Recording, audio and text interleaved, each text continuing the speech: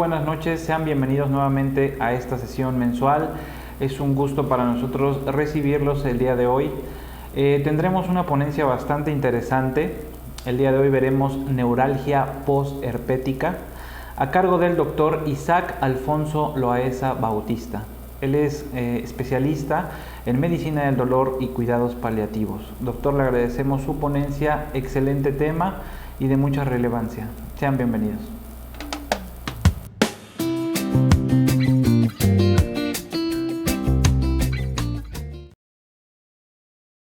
Hola, buenos días a todos. Un gusto y un placer acompañarlos en esta sesión. Me presento, soy el doctor Isaac Loaesa Bautista, médico anestesiólogo con alta especialidad en medicina del dolor y cuidados paliativos por el Hospital Juárez de México. Vamos a hablar de un padecimiento bastante común en todos los niveles de atención, desde atención de primer contacto hasta unidades de tercer nivel. Y sobre todo es una patología que causa bastantes implicaciones a nivel de la vida de los pacientes, ¿no? Estamos hablando de la neuralgia postherpética. Empezamos desde el origen etimológico del término. Tenemos que herpes significa reptante y zóster hace referencia al cinturón que utilizaban los guerreros en la antigua Grecia, ¿no? Entonces más o menos nos da una idea de las características de estas lesiones. Más adelante vamos a ver que sí, una de sus distribuciones, al ser dermatomérica, emula lo que sería un cinturón, ¿no? Y aquí tenemos a la lesión característica del herpes que más adelante vamos a describir. El herpes zóster también tiene otros nombres, se le denomina culebrilla, también se le puede denominar fuego de San Antonio y bueno, así también la vamos a estar conociendo. Para empezar, desde 1831 ya se empezaba a indagar acerca del origen de esta patología y se llegó a la conclusión de que es de origen nervioso, de origen neural.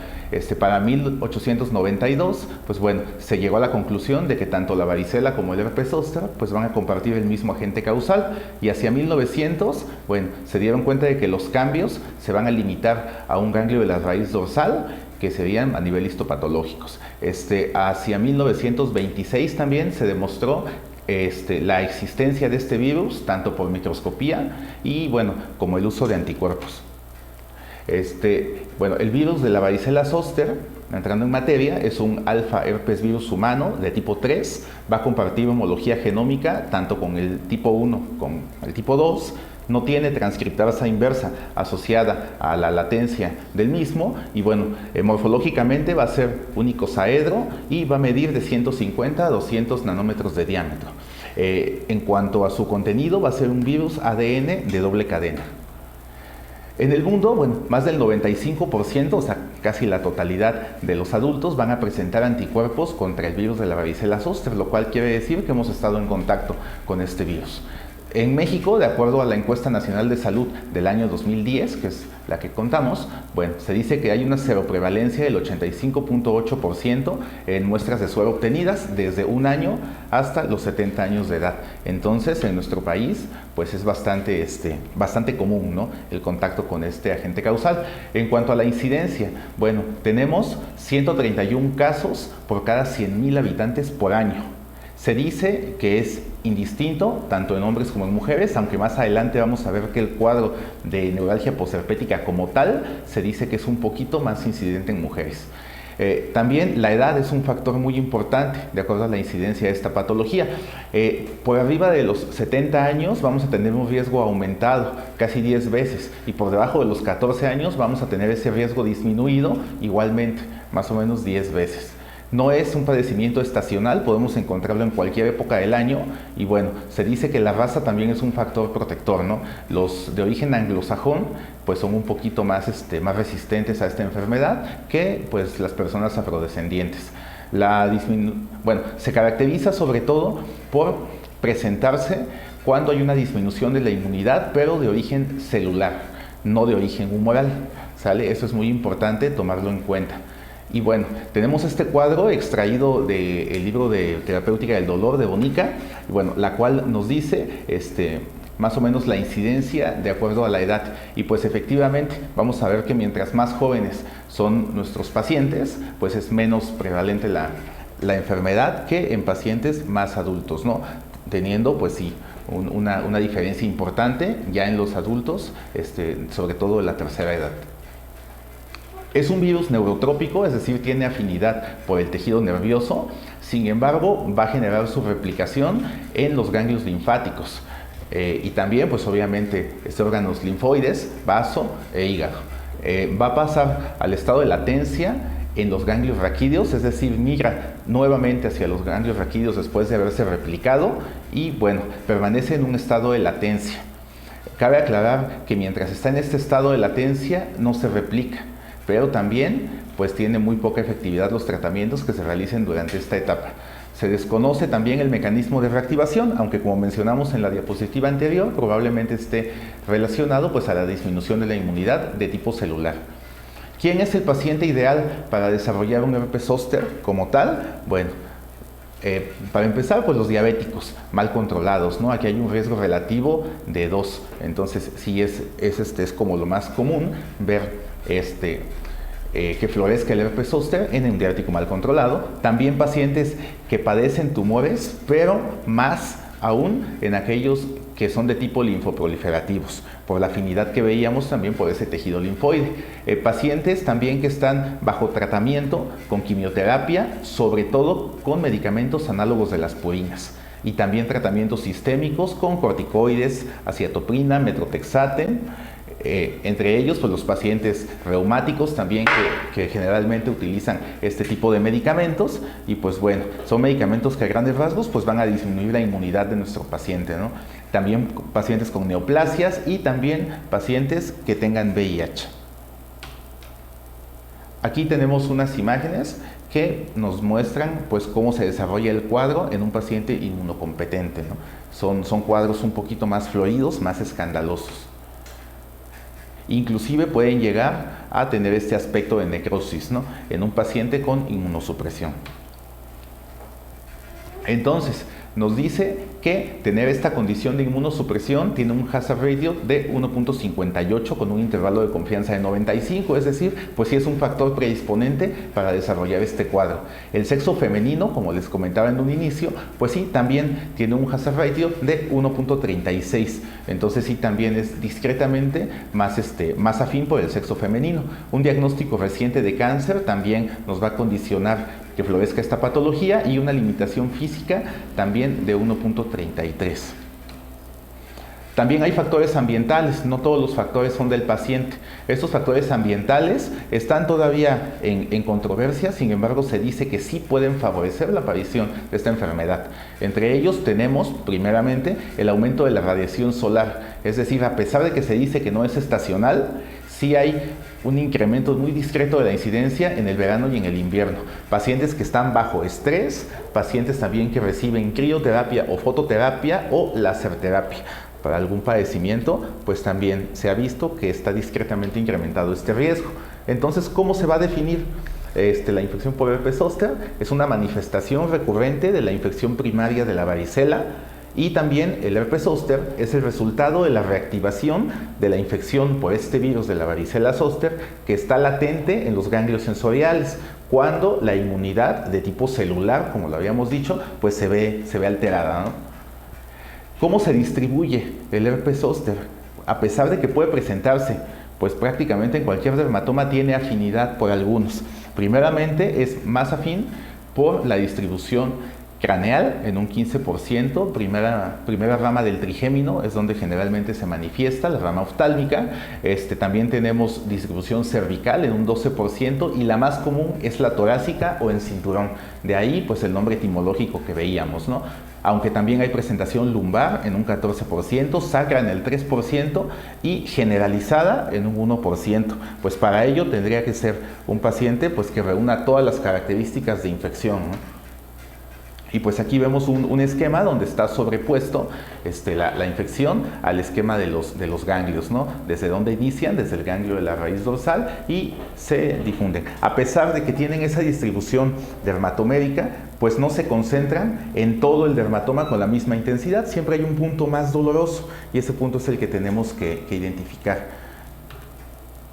La incidencia de neuralgia posherpética. Bueno, este cuadro también está extraído del libro que les comentaba, La terapéutica del dolor del doctor Bonica, y bueno, nos dice, hicieron una recopilación de pacientes en estos rangos de edad que vemos en pantalla, y vieron cuántos tenían dolor y cuántos, a pesar de haber recibido tratamiento, se mantenían con este dolor después de un año. Y como podemos ver, hay un patrón. En los pacientes de menor edad, de los pacientes que presentan dolor, casi la totalidad presentan dolor recurrente después de un año. Sin embargo, en los pacientes de mayor edad es menor el número de pacientes que presentan dolor recurrente después de haber recibido tratamiento en un año. Es decir, aunque es más común en pacientes de edad avanzada, también es de mejor pronóstico la evolución del cuadro si nosotros les brindamos el tratamiento adecuado. Y pues aquí también tenemos las manifestaciones cutáneas de esta enfermedad. Empezando, pues en la primera imagen podemos ver cómo coexisten diferentes tipos de lesión, incluso lesiones cicatrizales, pápulas y demás.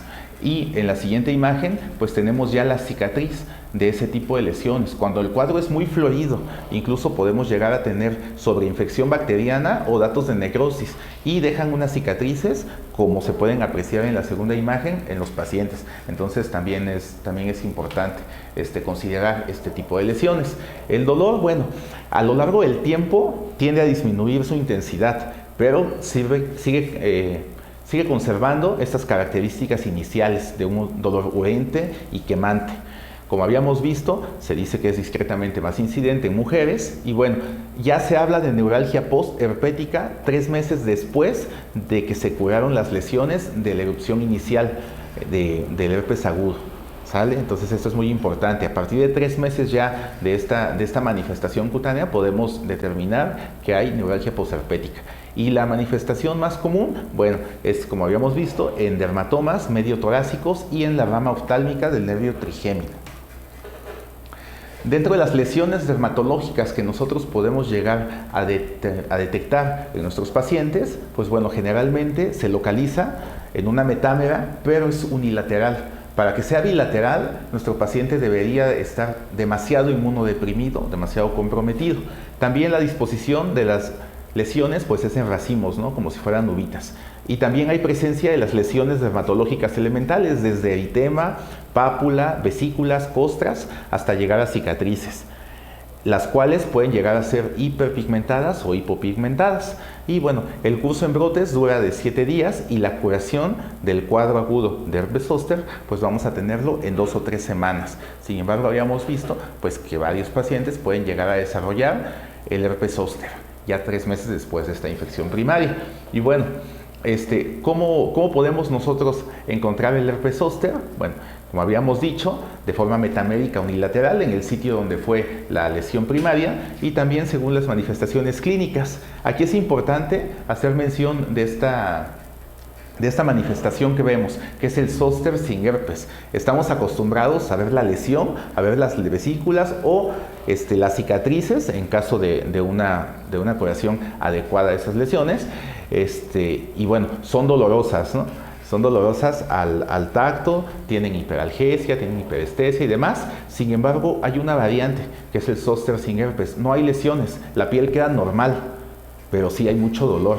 Entonces sí es muy importante que ante esta situación y con el antecedente de la infección por herpes zóster, pues nosotros sospechemos que estamos ante un zóster sin herpes. Es más común de lo que parece, entonces sí es importante saber de la existencia de esta patología. También tenemos zóster con lesiones mínimas, zóster necrótico, diseminado y según su localización, oftálmico.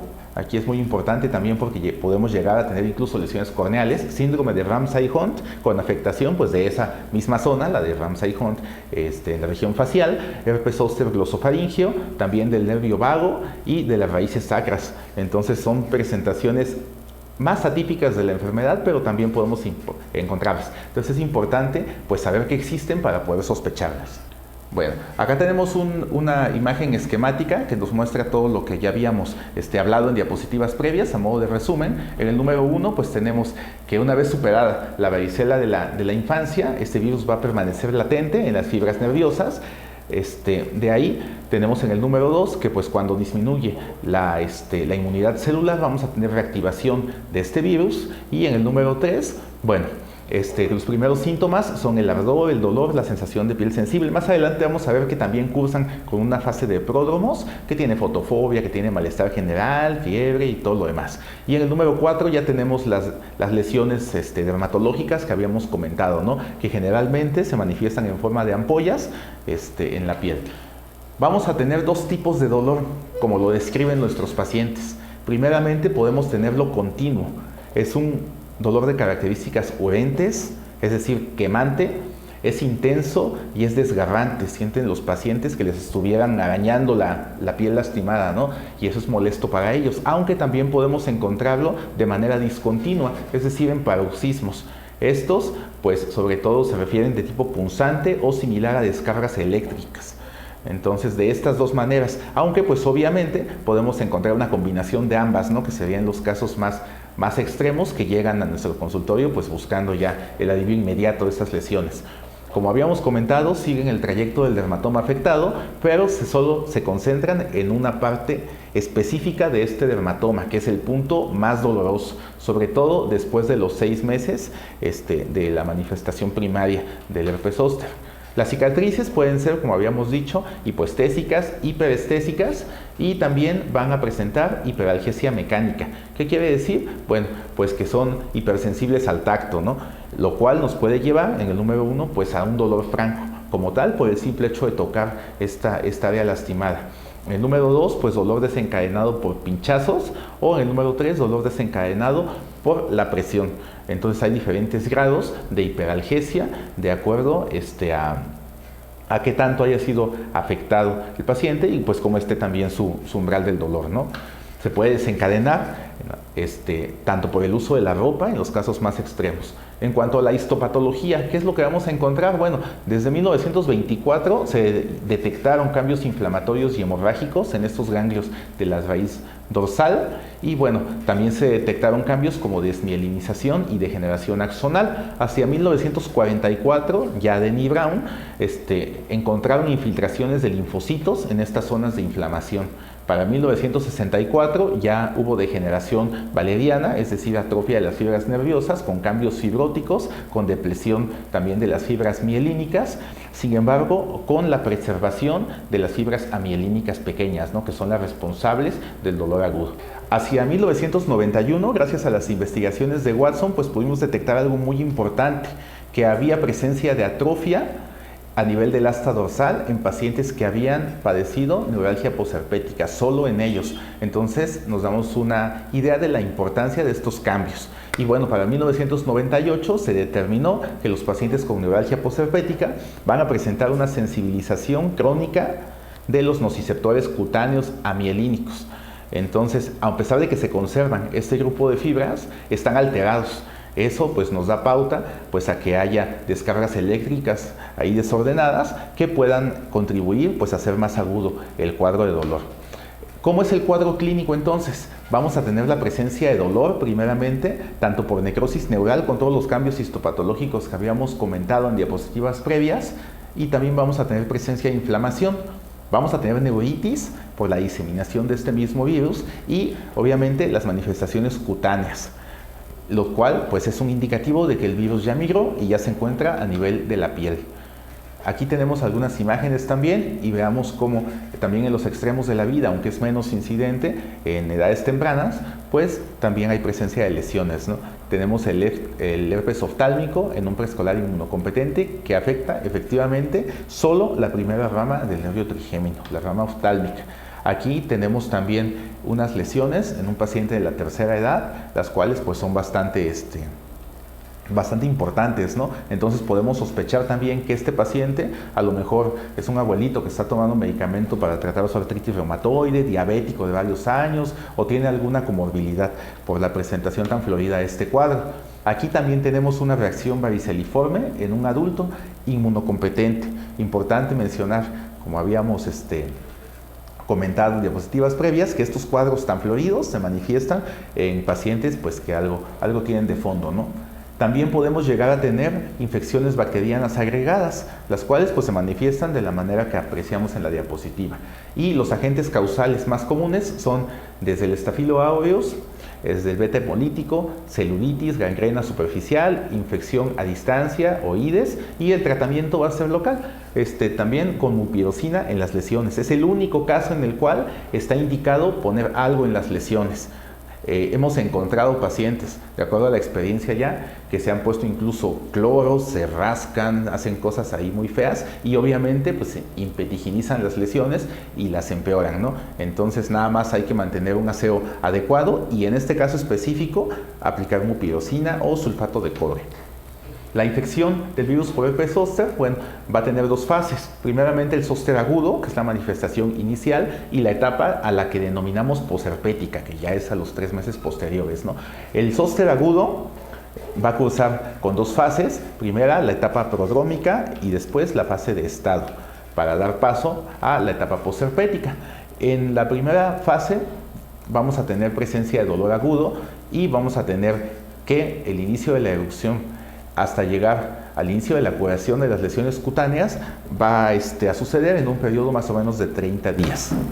La fase prodrómica, como les había comentado también, pues va a cursar con síntomas generales, cefalea, malestar general, astenia, adinamia, con un dolor prodrómico que puede llegar a ser generalizado y en un 75% de los casos más intenso en el dermatoma que se va a ver afectado.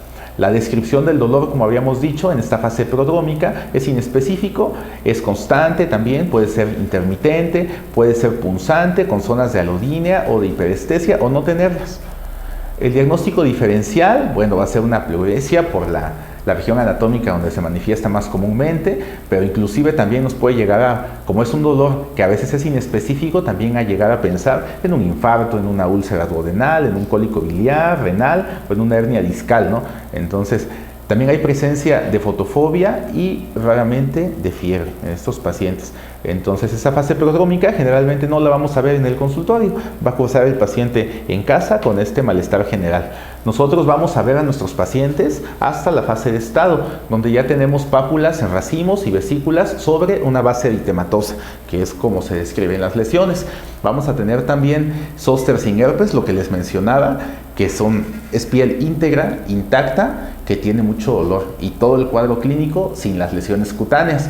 ¿Cómo vamos a llegar a este diagnóstico? Bueno, solo con reacciones antígeno-anticuerpo, no hay otra manera.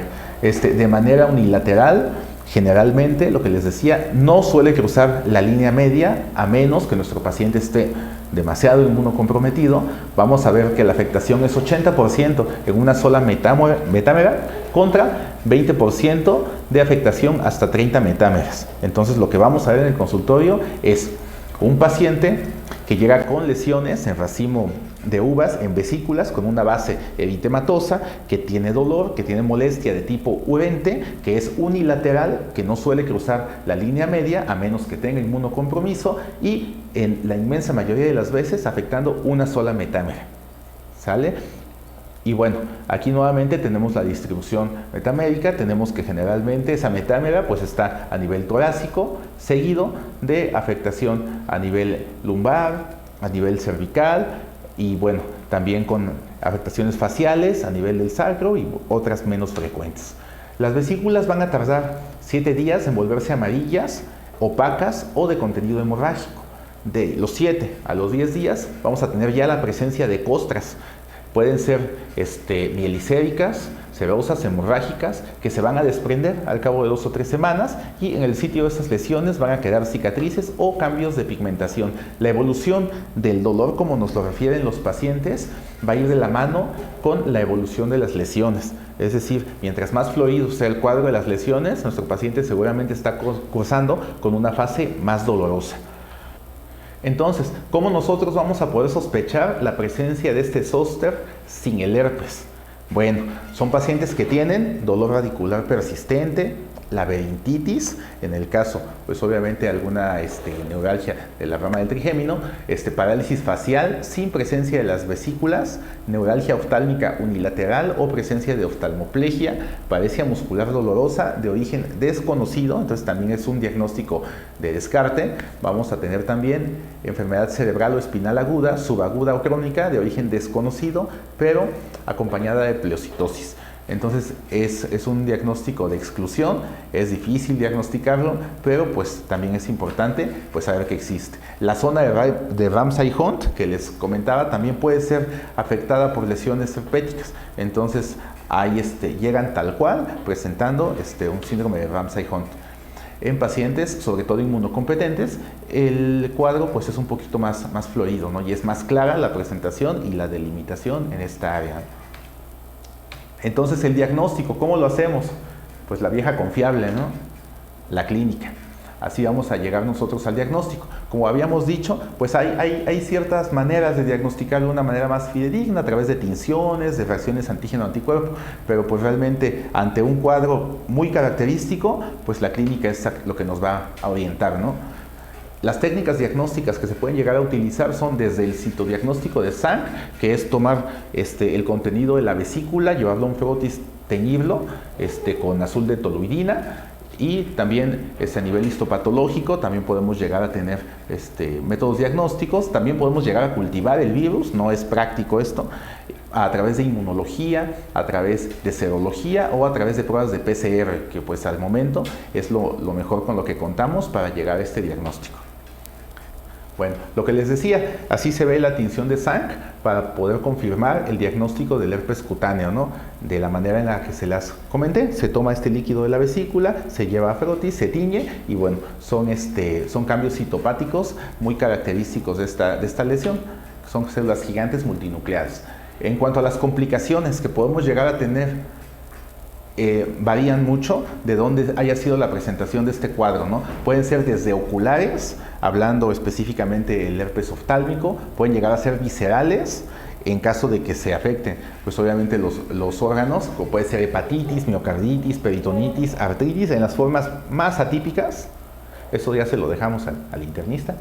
Las formas cutáneas pueden llegar a tener sobreinfección bacteriana y las formas neurológicas, ¿no? También en el caso de afectación a ese nivel, desde meningitis, mielitis transversa, parálisis periférica, disfunción vestibular y demás complicaciones neurológicas.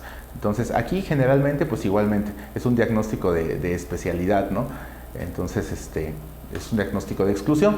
El herpes zóster oftálmico, bueno, en un 10 a un 25% de todos los casos de herpes zóster, pues está la presencia oftálmica. El 10% en pacientes de más de 80 años. Y bueno, se debe a la reactivación del virus de la varicela zóster en los ganglios del trigémino y en el ramo oftálmico principalmente. Un 15% se asocia también a complicaciones como conjuntivitis, queratitis, uveitis, parálisis también de otros nervios craneales asociados, como pueden ser el tercero, el cuarto y el sexto. Hay una evolución también a inflamación ocular crónica y pérdida de la visión y también neuralgia posherpética. Entonces aquí es importante mantener un cuidado adecuado de las lesiones que se realicen a este nivel por el tipo de secuelas que podemos llegar a tener. También tenemos factores de mal pronóstico. ¿Cuáles son los factores que nos indican que nuestro paciente va a evolucionar tórpido y va a evolucionar mal? Bueno, presencia de 50 vesículas o más, sexo masculino y un dolor intenso, sobre todo un EVA por arriba de 7. También podemos llegar a tener, como curiosidad, bueno, un evento vascular cerebral secundario a herpes zóster oftálmico. Se da por una arteritis granulomatosa de la arteria carótida interna y pues bueno, se generan estos trombitos que nos pueden llevar a este EBC. Su incidencia va a disminuir en los 6 meses siguientes a la aparición de la erupción inicial. Entonces, aunque está latente el riesgo de tener esta complicación tan rara del herpes zóster, posterior a 6 meses de la erupción inicial, es poco probable que se presente. ¿Cómo vamos a prevenir ese desarrollo del virus de la varicela zóster? Bueno, a través de una vacuna. Esta vacuna está hecha de virus vivos atenuados, está preparada a través de una cepa muy característica, se llama cepa OCA, y va a disminuir también la presentación hasta la mitad, hasta un 51%, y la presencia y la aparición de la neuralgia posherpética hasta en un 67%. ¿En quiénes se debe dar? Pues en pacientes que tengan predisposición al cuadro, ¿no? Lo ideal sería vacunarnos todos. Y bueno, en los individuos que llegan a desarrollar la enfermedad como tal, el cuadro clínico es menos intenso. Entonces sí es importante también que tuviésemos acceso a esta vacuna, ¿no? Bueno, ¿cuáles son las indicaciones? Bueno, la prevención en personas mayores de 50 años sería ideal vacunar a todos. No está indicada para el tratamiento ni del herpes zóster ni de la neuralgia posherpética, es decir, una vez que ya se presentó el cuadro, pues no tiene caso vacunarnos, ¿no? No está indicada también para la prevención de la infección primaria por varicela, es decir, no es para prevenir la varicela, idealmente es para prevenir las complicaciones de la varicela y bueno, puede aplicarse simultáneamente también con el uso de esteroides tópicos o inhalados. ¿Cuáles son las contraindicaciones? Bueno, antecedente de hipersensibilidad a cualquiera de los componentes de la fórmula, como en todo, incluyendo también la gelatina y bueno, también el antecedente de reacción anafiláctica o anafilactoide a la neomicina, pues son sustancias similares, y bueno, estados de inmunodeficiencia primaria o adquiridos, ¿no? Porque si habíamos visto que son virus vivos atenuados, si le ponemos esta vacuna a los pacientes que están inmunodeprimidos, pueden llegar a desarrollar un cuadro similar a la enfermedad, ¿no? No tiene caso. Tuberculosis activa no tratada y embarazos. Los efectos adversos, bueno, pues son a nivel local, dolor, eritema y cefalea.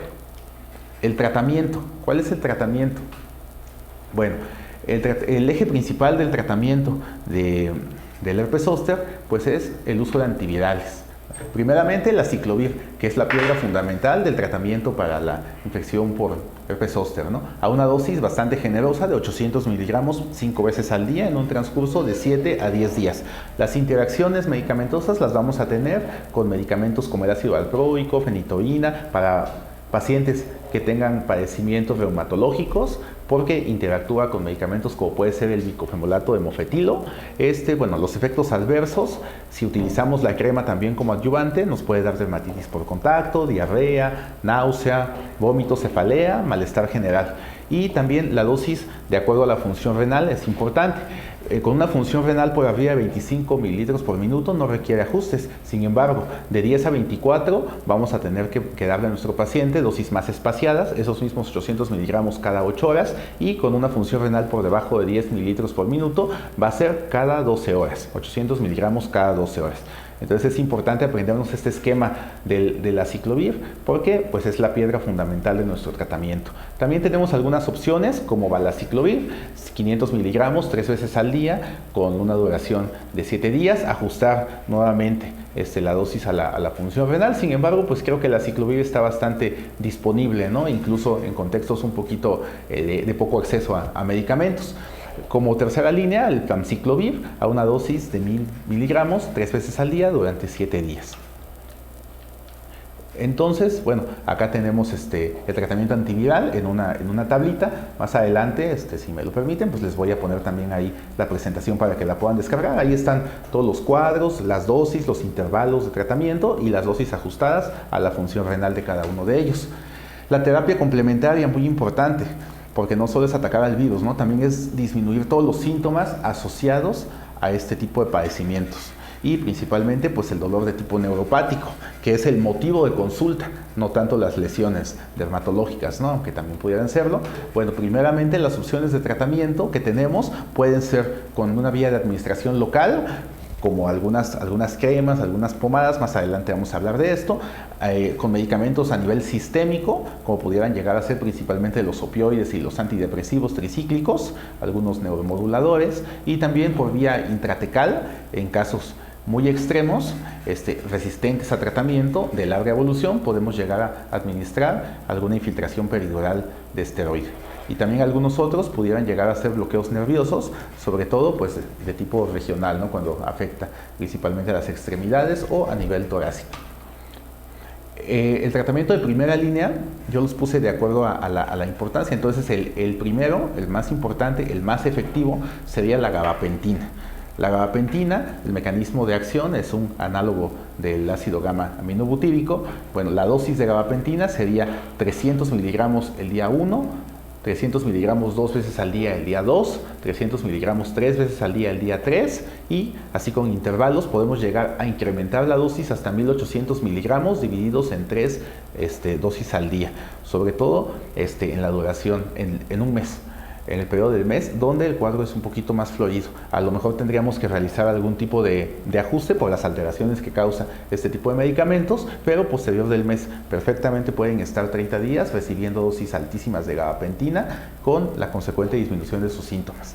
Los efectos adversos pueden llegar a ser desde edema periférico, náusea, vómito, ataxia, nistagmus, como todos los medicamentos, hasta síndrome de Stevens-Johnson en los casos más extremos, mareo, somnolencia, alteraciones del pensamiento también. Y bueno, las interacciones son morfina, antiácidos e hidrocodona. Entonces es importante conocerlas, aunque en este caso, pues más que el tratamiento a base de opioides o más que el tratamiento a base de AINES o algún otro tipo de analgésico, es a base de neuromoduladores. Los demás medicamentos pues pudieran llegar a ser adyuvantes, pero nada más, ¿sale? Entonces la segunda línea sería pues la pregabalina. Igualmente, es un análogo. El GABA es un precursor de la gabapentina y la dosis es de 75 miligramos 2 veces al día o 50 miligramos 3 veces al día. Podemos llevar esta dosis hasta 300 miligramos al día a lo largo de una semana y bueno, nos vamos a basar también en la eficacia y la tolerabilidad. En base a eso, pues nosotros vamos a poder a poder calcular las dosis y el tiempo de tratamiento, pero igual puede estar largo tiempo consumiendo pregabalina a dosis altas, principalmente el primer mes cuando es más agudo el cuadro, con resultados adecuados y con mínimos efectos adversos. Los efectos pueden ser edema periférico, aumento del apetito, aumento de peso, constipación, boca seca, astenia, somnolencia, también visión borrosa, alteraciones igual del pensamiento, sobre todo de tipo depresión, euforia también, nasofaringitis, fatiga, ictericia y bueno, reacciones de hipersensibilidad también. Elevaciones de la creatinina, también se dice que de las enzimas hepáticas, pero pueden llegar a ser elevaciones transitorias y totalmente reversibles, entonces no pasa. Ideación suicida y angioedema. Las interacciones son un poquito más, son las benzodiazepinas, obviamente por la acción sumatoria del efecto depresivo, propoxifeno, buprenorfina, etanol, difenhidramina, clorfenamina, telmisartán y valsartán. Como tercera línea tenemos la amitriptilina. La amitriptilina ya no es análogo del GABA, es un antidepresivo tricíclico y la dosis va a ser de 10 a 25 miligramos por la noche. Y podemos incrementar esta dosis de manera semanal hasta llegar a un máximo de 150 a 200 miligramos al día.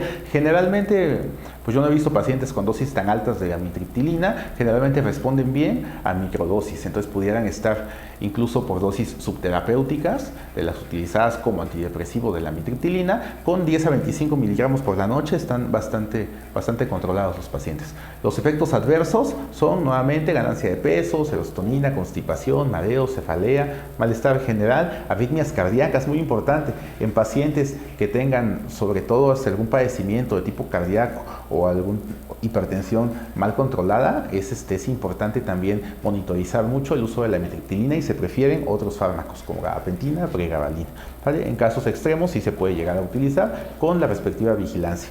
Las interacciones son amplias con las fenociacinas, los antipsicóticos, anticolinérgicos, inhibidores de la recaptación de serotonina por el mecanismo de acción de la amitriptilina, cuidando ahí que no hubiera un síndrome serotoninérgico, sedantes hipnóticos, antiarrítmicos y pues obviamente inhibidores de la monoaminoxidasa. Los opioides también, pero recordamos que los opioides aquí son terapia complementaria, no son terapia de elección como pudieran llegar a ser los neuromoduladores. En cuanto a los opioides, bueno, ya sabemos que son agonistas de los receptores opioides mu a nivel central y bueno, las dosis podemos llegar a utilizar equivalentes de morfina con 2.5 hasta 15 miligramos cada 4 horas. Después de 1 o 2 semanas debemos convertir la dosis total del día y continuar con medicamentos de vida media más corta si es que así lo requiere. ¿Qué quiere decir equivalentes de morfina? Bueno, la morfina es para los que tratamos el dolor, la morfina es nuestro medicamento prototipo, entonces todo lo ponemos en función de cuántas veces equivale a la morfina, ¿no? Posteriormente, igual si me lo permiten, pues proporcionarles una tablita para bueno, tener estas equivalencias también bien, ¿no? Los efectos adversos, pues generales de los opioides, que son principalmente la constipación y la sedación. A todo lo demás, pues también se puede llegar a presentar, pero principalmente esas que les comenté. Las interacciones con anticolinérgicos, con hipnóticos sedantes, con benzodiazepinas, con inhibidores del citocromo P450 y con relajantes musculares. El tramadol. El tramadol es un medicamento ideal para este tipo de pacientes. Yo diría que es incluso mejor en cuanto a su perfil y a su desempeño que la morfina y otros opioides, en el caso de los pacientes con neuralgias de tipo herpético y posherpético. ¿Por qué? Bueno, porque el tramadol no solo es un opioide, también tiene un mecanismo secundario que sería inhibidor de la recaptura de serotonina y noradrenalina, entonces le da un perfil farmacológico más similar a los antidepresivos. Entonces es nuestro neuromodulador más nuestro antidepresivo, que sería el tramadol, más el beneficio de ser un medicamento opioide, más nuestro antiviral. Yo así pondría el tratamiento, pero pues bueno, también depende mucho de las opciones con las que contemos en esos momentos, ¿no? ¿Cuál es la dosis del tramadol? Podríamos iniciar con 50 miligramos una vez al día, aumentar de 50 miligramos diariamente y para llegar a dosis divididas entre cada 3 a 7 días si se tolera. La dosis máxima de tramadol, de la cual no podemos pasar, pues sería de 400 miligramos al día, y en pacientes mayores de 65 años, pues igual, hasta 300 miligramos al día sería el tope. No llegamos a esas dosis de tramadol. Con 150 miligramos al día, dividido en 3 dosis, es decir, dosis de 50 miligramos cada 8, se mantienen bastante bien los pacientes. Las interacciones son con otros opioides y también con medicamentos que actúan a nivel de la inhibición de la recaptura tanto de la noradrenalina como de la serotonina. La lidocaína en parches es un anestésico aminoamida, puede llegar a funcionar, tiene una efectividad moderada, sí disminuye el dolor, no lo quita, pero sí mejora un poquito su perfil en pacientes que son resistentes al tratamiento. No es que a todos los pacientes les vayamos a indicar lidocaína en parches, son pacientes seleccionados que no se controlan bien con el tratamiento inicial y de elección. Las dosis, hasta 3 parches en la zona dolorosa cada 12 horas. Los efectos adversos, ardor, puede llegar a tener un efecto paradójico en ciertos pacientes. También alteraciones a nivel dermatológico como enrojecimiento de la piel o inclusive erupciones en pacientes con piel sensible, ¿no? Las interacciones principalmente con amiodarona por su perfil de bloqueante y bueno, también con donepezilo. La capsaicina, terrible fármaco, no lo usen, ni lo receten, ni lo vean, quémenlo. La capsaicina de manera tópica, pues ni la usen ni la recomienden, es un pésimo fármaco, tiene un número necesario a tratar de 4 pacientes, es decir, necesitamos aplicar capsaicina a 4 pacientes para que solo uno de ellos tenga efecto. Sin embargo, los 3 pacientes en los que no tenga el efecto terapéutico que queremos, les va a dar una hiperalgesia terrible, entonces no lo usen. ¿Sale? Además dice ahí que no está disponible en México, sin embargo sí hay ciertos laboratorios que lo pueden conseguir, pero pues ni lo consigan. La terapia no farmacológica, también aparte del medicamento, del tratamiento inicial que les comentaba, pues también tenemos otras opciones, ¿no? Podemos utilizar esteroides, sí debemos utilizar esteroides, no en todos los pacientes, y aquí dice en quienes sí y en quienes no. Sí, va a disminuir el requerimiento analgésico, es una terapia adyuvante. También podemos llegar a utilizar de manera oftálmica en el caso del herpes zóster oftálmico que habíamos mencionado y también en una fase aguda. No debemos utilizarlos en fase crónica y no van a modificar la duración del cuadro, ¿sale? Entonces yo les recomendaría que nada más lo utilizáramos de manera oftálmica, ¿sale? De manera sistémica puede llegar a disminuir la inmunidad de nuestro paciente y pues hacer que el cuadro florezca un poquito más, no así pues en el tratamiento oftalmológico. Se tiene que valorar el uso de este esteroide y de elección es la prednisona a dosis bajitas. Hay que valorar las comorbilidades y los efectos adversos también. También podemos echar mano de las técnicas invasivas que serían los bloqueos periféricos. También a nivel facial, los bloqueos que más nos ayudan pues son el bloqueo nervioso del nervio trigémino y del ganglio esfenopalatino.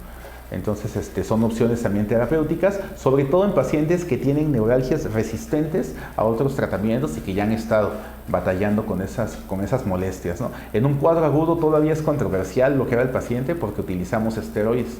Entonces es anestésico local más esteroide. Entonces no sabemos qué tanto pueda llegar a funcionar. Lo dejamos para pacientes que tienen padecimientos resistentes a otras técnicas. La administración intratecal también de anestésico local y glucocorticoide, también lo dejamos para casos resistentes a otro tipo de tratamiento. Y igualmente los bloqueos de nervio periférico, los bloqueos a nivel intercostal o a nivel del ganglio dorsal, también lo guardamos para esos casos un poquito más extremos. Y bueno, acá tenemos a un pacientito que tiene seguramente un padecimiento ya crónico que le es muy molesto, es inclusive incapacitante, y bueno, a este paciente le realizaron un bloqueo a nivel peridural. Ahí tenemos que tiene una bomba de elastomérica a infusión, y bueno, le está pasando continuamente tanto anestésico local como esteroide. Entonces a estos pacientes les va bien, pero dejamos estas técnicas para casos un poquito más extremos. En un primer nivel, segundo nivel de atención, con que nosotros administremos el aciclovir a las dosis adecuadas, que ahí está el éxito de nuestro tratamiento. También el neuromodulador tipo gabapentina, pregabalina o amitriptilina, y el opioide del tipo tramadol también. Con eso nuestros pacientes van a estar bastante bien, bastante tranquilitos. Inclusive podemos llegar a utilizar técnicas como Botox, la cual nos va a permitir cierta relajación muscular, inhibición de la liberación de acetilcolina en la placa neuromuscular, efecto antinociceptivo a través de la depresión de la sustancia P, y a nivel también de la sensibilización periférica. Y aquí tenemos un reporte de caso, ¿no?, de una paciente que tenía muchísimo dolor y a la cual, pues bueno, se le infiltró toxina botulínica, lo cual permitió pues disminuir un poquito la sensibilidad de esa zona, sobre todo a nivel de neuromoduladores. Y bueno, pues también es importante considerarlo. Sin embargo, pues son casos muy seleccionados, ¿no? Y pues hasta aquí nuestra presentación. Les agradezco a todos el favor de su atención. Cualquier duda, pues estamos aquí a la orden. Vamos a tratar de subir ese material complementario que les comentaba, tanto la presentación como el cuadrito de equivalencia de los opioides. Y pues bueno, aquí estamos a las órdenes para cualquier duda.